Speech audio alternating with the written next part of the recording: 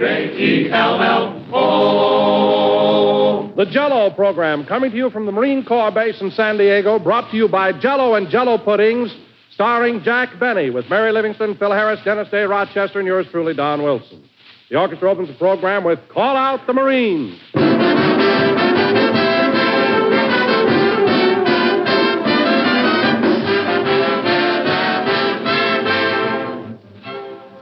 Have you noticed how extra rich Jell-O is today, now that Jell-O's wonderful flavor is locked in?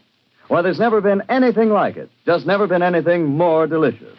Locking in Jell-O's flavor heightens its goodness, brings it to a new peak of delight. Now, more than ever, Jell-O's shimmering color and beauty hold a promise of rich enjoyment, a promise that is gloriously fulfilled in Jell-O's bright, refreshing flavor. Flavor so thrillingly good that it makes you think right away of the juicy, ripe fruit itself. Let your next package of Jell-O prove to you the extra richness of Jell-O's locked-in flavor. Open a package of Jell-O. Notice that there's no sweet, fruity odor, no telltale aroma to warn of escaping flavor. Then dissolve the tiny Jell-O particles and notice the way Jell-O's captive goodness comes pouring out with a rush of rich, tangy fragrance and flavor. Ask your grocer tomorrow for several packages of Jell-O and see if you don't agree that Jell-O is better than ever now that Jell-O's famous flavor is locked in.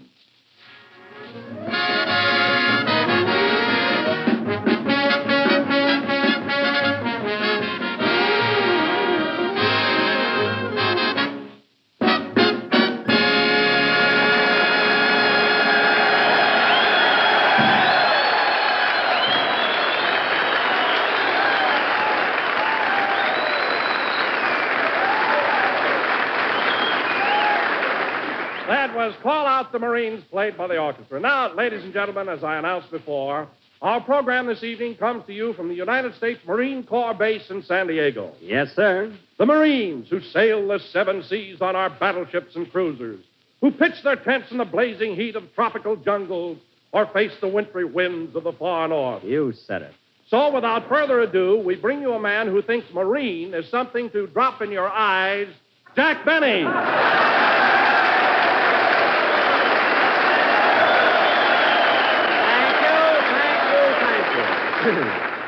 That's murine. I know the difference. Anyhow, Jell-O again. This is Jack Benny talking. And, Don, that was a beautiful tribute you just gave to the Marines. They're a swell bunch of fellas, and they deserve it. They certainly do. By the way, Jack, during the First World War, you were a Marine yourself, weren't you? Me? No. No, I was a... No, forget it, Don. Anyway, it sure is great. Well, now, Jack, I'm sure these boys here are interested in your military record. Did you serve in the artillery? No. The infantry? With my feet? Are you kidding? Forget it, Don. Forget it. No. I'd like to find out. Which branch of the service were you in? Come here, Don. I'll whisper it to you. Don, I enlisted in the for 3 years. Oh, you were a sailor. Quiet!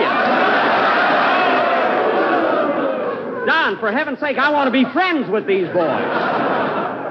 God. Oh, now there's no need of getting upset, Jack. Nowadays, sailors and Marines are the best of friends. Why, they're pals. Pals, eh? Well, years ago, when I was in the service, they weren't quite so chummy. I'll never forget one time when I was at the Great Lakes Naval Training Station. I was in love with a girl, and so was this Marine, about 6'2". Your girl? No, the Marine. My girl was only 6 foot. That is, in her bare feet. Well, anyway... Oh, didn't she wear shoes? No, this was in the summertime. Well, anyway... we both came up to this girl's front door one night, and the Marine said to me, where do you think you're going, tight pants?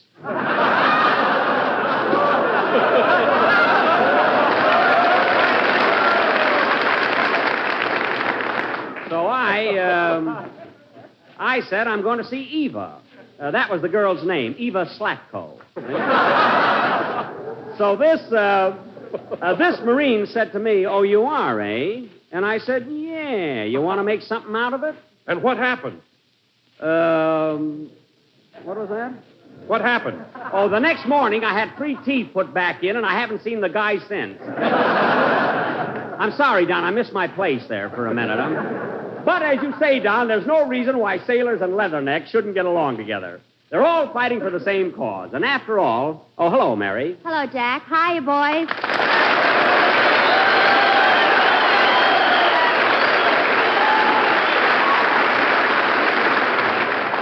Well, Mary, here we are in San Diego. Yeah, and let me tell you something. The next time I come down here, it won't be in that Maxwell of yours.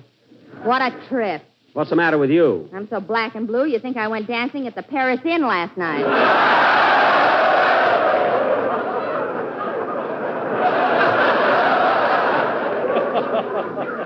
Paris Inn?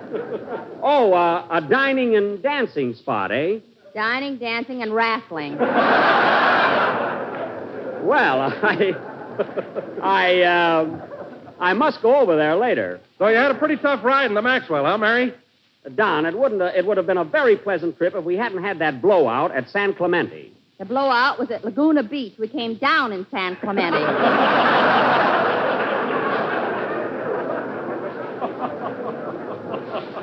All right, for 10 minutes, we were unidentified aircraft.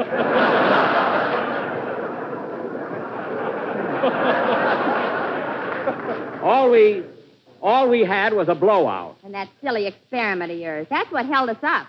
Mary, that experiment may not have worked, but it's ideas like that the government wants nowadays. What was it, Mary? Oh. Well, Jack didn't have a spare, so he bought 1,000 packages of gum and told Rochester to chew them into a tire. Listen, if it had worked, I'd be famous. Well, look who's here. Goldilocks and his 3 curls. Hello, Phil. Hiya, Jackson. Here I am, men. Tear down the roof.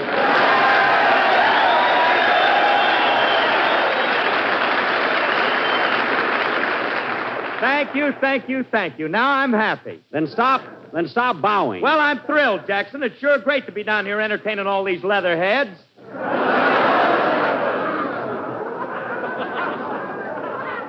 They're leather necks. You're the leatherhead.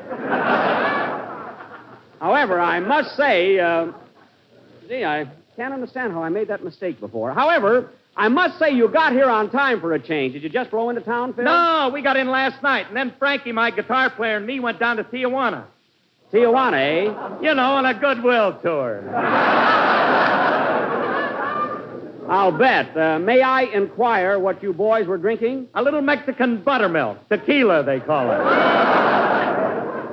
Tequila? Say, I hear that's pretty strong stuff. You ought to try it sometime, Jackson. First you swallow a glass of it, and then you chew on a lemon. I see. And after the 4th drink, if you ain't got a lemon, just chew your glass. It don't make no difference.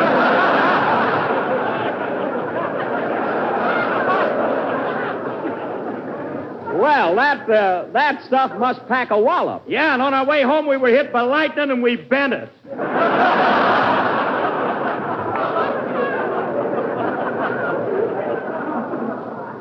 Oh, stop dreaming it up.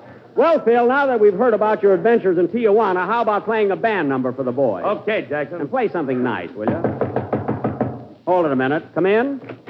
Mr. Benny? Yes? I was wondering, would you like to join the Marines? Yes, I would. Well, join us. We're going to the Paris Inn tonight. Get out of here. Silly guy.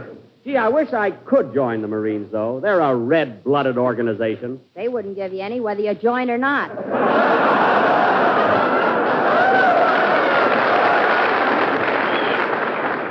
I don't want any. Play, Phil. I can't understand how I made a mistake on that first spot. I don't know what happened to my script, you know? Really, it was amazing. I couldn't figure it out.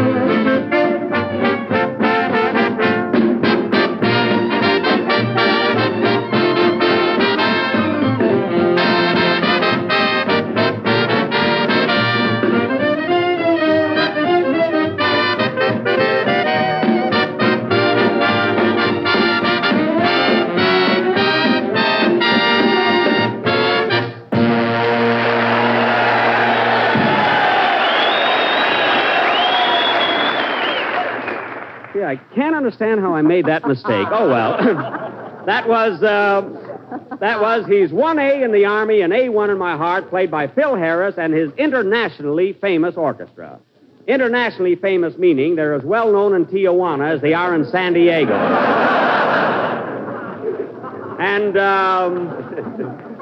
And now, ladies and gentlemen... Tijuana, they love me there. Isn't it amazing? You can't insult the guy. Oh, I made that mistake. And now, ladies and gentlemen... Hey, Jack, can I read my poem now? Mary, I told you that you can't do any more of your silly poem. Hello, Mr. Benny. Here I am. Oh, hello, Dennis. Curtsy.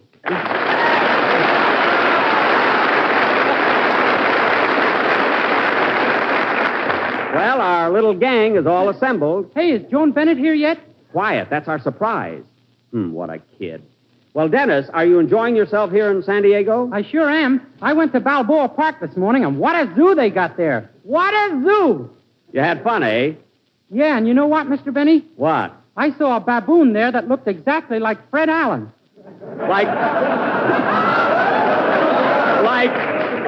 Like Fred Allen, eh? That's a good one. He has got long arms, you know. What was the baboon doing, Dennis? He was picking fleas off another one that resembled you somewhat.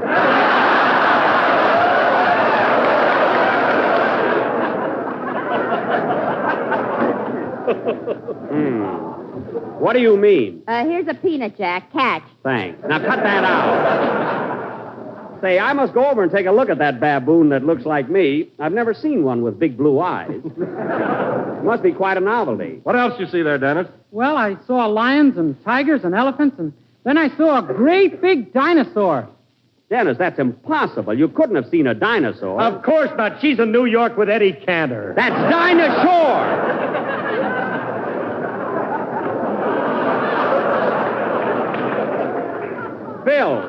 Phil, you're thinking of Dinah Shore.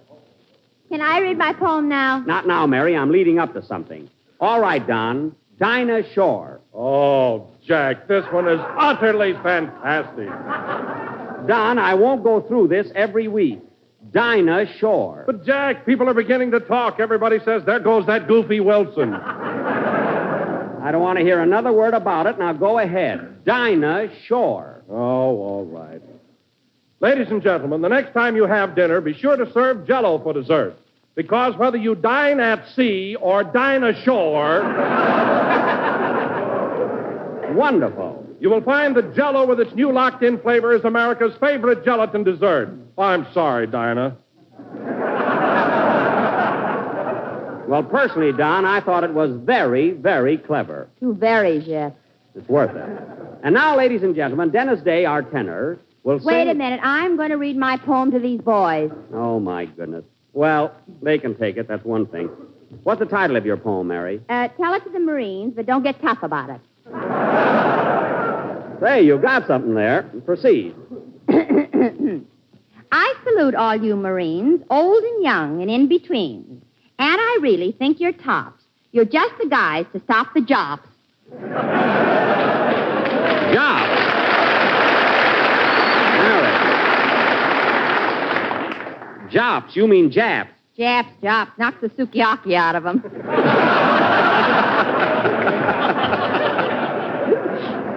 Right. Continue.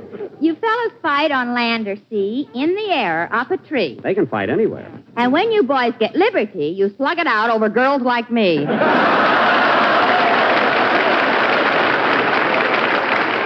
Well, that keeps them in condition, I suppose. Go ahead. I've gone with boys from Georgia Tech and Yale and Harvard by the peck. But here's one thing I'll say by heck. I'd rather neck a leather neck. The end. Ah, very good, Mary. You know, Mary, Gee, they're wonderful here, aren't they? You know, Mary, I'm sorry I tried to keep you from reading that poem because this one was really okay. It really was. Come in. Well, who's this? It's a Marine. I know it's a Marine, but who? Hello there. Hello, tight pants. I'm glad to see you again.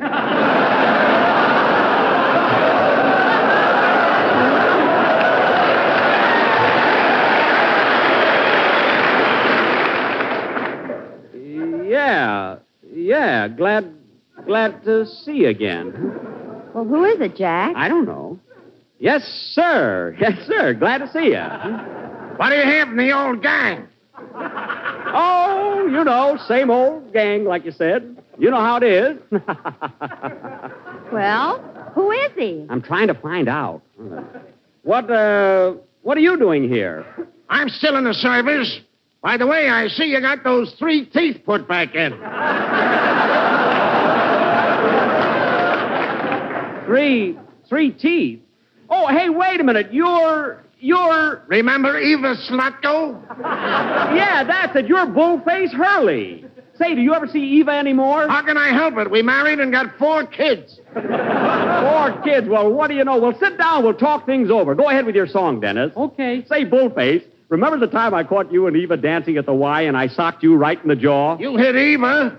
I did. I was running so fast I didn't look back. But I'll never forget the time when I took out Eva from Brown's Lake and the canoe tipped over.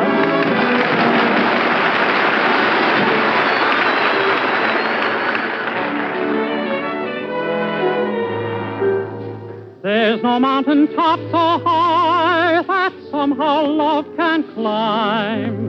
No, no, true love will find a way.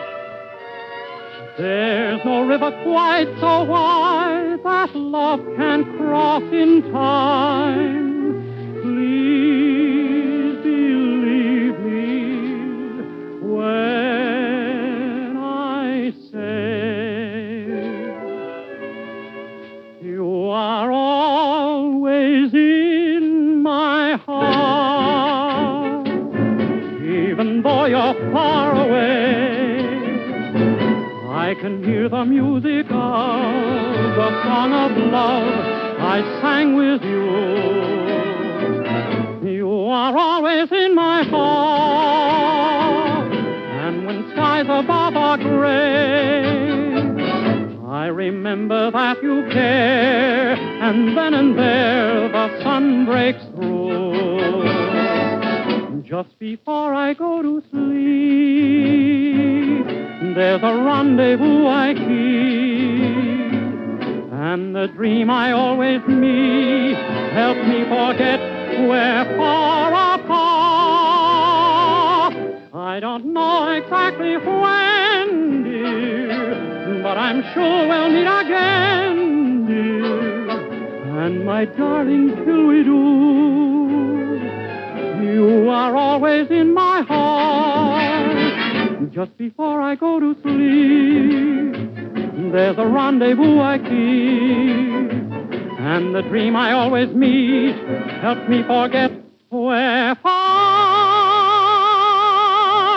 apart. I don't know exactly when, but I'm sure we'll meet again. And my darling, till we do, you are always in my heart.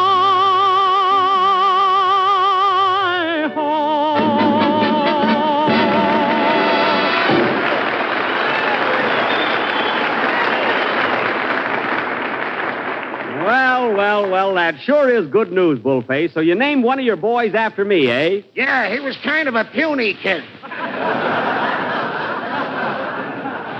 Oh. Well, it's good seeing you again, Bull. Say hello to Eva for me. I will. So long, tight pants. So long. So they finally got married. Gee, Eva was a cute gal. I wonder if she ever got shoes. I suppose so. Anyway, that was Always in My Heart, sung by Dennis Day. And dedicated to Miss Joan Bennett. Where is she? Oh, she ought to be here any minute, Dennis. Well, I hope so. A man can stand just so much, you know. What are you talking about? Well, Miss Bennett and I got to be pretty good friends on the way down here. Pretty good friends. Dennis, the only reason Miss Bennett sat on your lap is because the car was crowded. Say, I wonder what is keeping Joan. I doubt if he shows up at all after that trip in the Maxwell. She'll be here, don't worry. Imagine asking Joan Bennett to ride down here in that broken-down jalopy. She's a big movie star. Well, what am I, a manhole cover? Huh? You got about as much hair as one. All right, I'm a manhole cover. And remember that on payday because I won't be able to sign your check. You keep that up, Miss Livingston. Well, here she is, fellas. Come on in, Joan. We've been waiting for you. Hello, Jack. Hello, everybody.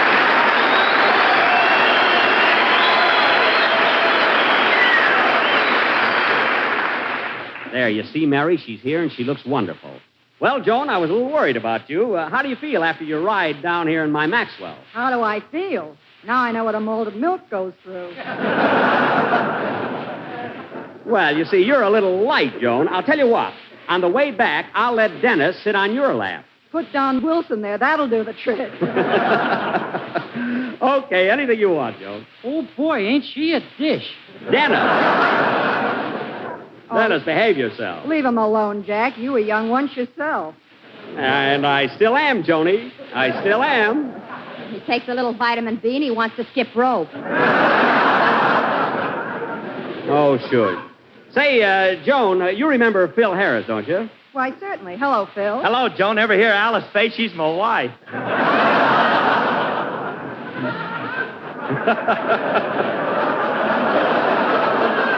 Phil, what a guy.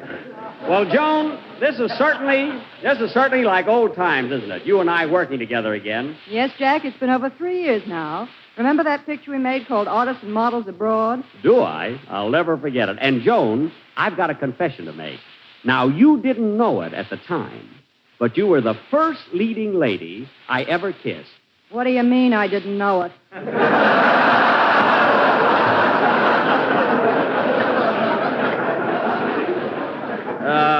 What? You should have seen him, Mary. He was so nervous he missed my upper lip entirely. Well, I did pretty good considering I had my eyes closed. That would never happen with me, sister. Dennis, pipe down. Say, Joan, I've been wondering. I've thought of this often. Why is it you and I have never made another picture together? Jack, you asked me that a dozen times on the way down here, and I told you. But, Joan, I don't eat salami anymore.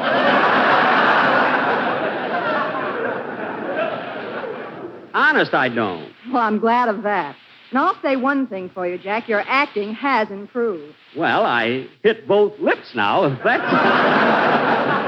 that's what you mean. Yes, ma'am. Not only that, but I saw your picture the other night, and I just couldn't believe that Jack Benny was playing Hamlet. That was me, all right. To be or not to be? That is the question. Someone give him the answer. He does this every 5 minutes. Mary. So you like me as Hamlet, eh, Joan? I certainly did. And what amazed me, Jack, was the way you looked in tights. Your legs were simply gorgeous. Oh, you're just saying that. Heavens to Betsy. my legs gorgeous. They really are. Why, everybody in Hollywood is saying they're even prettier than Betty Grable. Prettier than Betty? Oh, so that's why she's been snubbing me lately. Now I get it, jealousy. Well, Joan, getting back to me. Excuse me a minute. Hello? Hello, Mr. Benny. This is Rochester.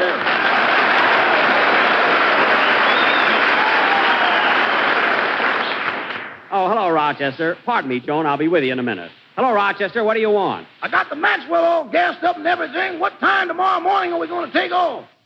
Well, we're leaving the hotel at 7 a.m. sharp. But, boss, I won't be getting in till 8:30. Getting in? Now, wait a minute, Rochester. I let you go to a party last night. You don't have to go to another party tonight. Oh, this is the same one. Same one. Only we're switching from gin to Mexican buttermilk. Oh, I see. You know, they got a regular little Harlem down here. I don't care. We're leaving tomorrow morning promptly at 7. I don't want to hear another word about it. But, Mr. Benny, I'm asking him now, honey. But, Mr. Benny. Just a second, Rochester. Who did you just say honey to? Me? Yes, you. Who is honey? He's a cousin of mine, boss. Honeydew Van Jones. What? Junior. Rochester, you're not telling me the truth. You're at a party and you were talking to a girl. And if I don't stop talking to you, I'm going to lose her. The wolves are closing in. Rochester, sometimes I can't understand you. You've got a girl in Los Angeles, haven't you? Uh-huh. For 2 years now, you've been going steady together. Uh-huh. Well, then let me ask you something. Did you ever hear of Fidelity? Oh, yeah, that's an insurance company, ain't it? I don't mean that. I mean you should be true to one girl. Oh, boss, reconsider. Well, I'm not going to argue any more about it. I want you to be at the El Cortez Hotel at 7 a.m. So long. So long. Well, I tried, honey. I have more trouble with that guy. Always wants his own way. Pardon me, Jack. Yes, Joan? Did I understand you to say that you're driving back tomorrow at 7 a.m.? Yes, I'll have to pick you up bright and early. Well, bring along a first aid kit. I might snap at you. Good, good. And, Joan, I do want to thank you for coming down here and helping entertain these Marines. I love doing it. And incidentally, our program is being sent every week by delayed shortwave to our armed forces everywhere. It is? Well, then, Jack, if I promise to ride back with you in your Maxwell, will you do me a favor? Why, certainly. What is it? May I say hello to General MacArthur and his men? Of course. Hello, General. Keep up the good work. But who has to tell you? You said it. Play, Phil. Make dinner tomorrow night something really out of the ordinary by serving the family this swell Jell-O treat.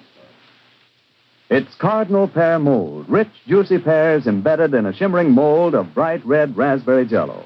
Nothing could be more tempting to the eye or more delightful to the taste than this grand Jell-O dessert. And nothing could be easier to make. Now, here's all you do. Simply dissolve 1 package of Jell-O imitation raspberry flavor in a pint of hot water. Add 1/8 teaspoon of powdered ginger. Turn into mold. Chill until firm. Unmold and garnish with sections of canned pears.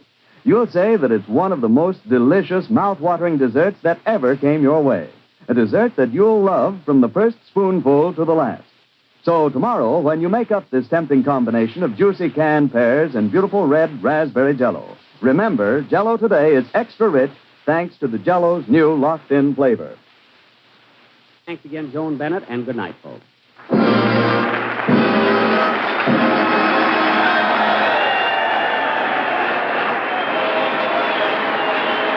The Jell-O program is written by Bill Morrow and Ed Beloin. The fact that this show was broadcast from the Marine Base did not constitute an endorsement of the product advertised by the War Department.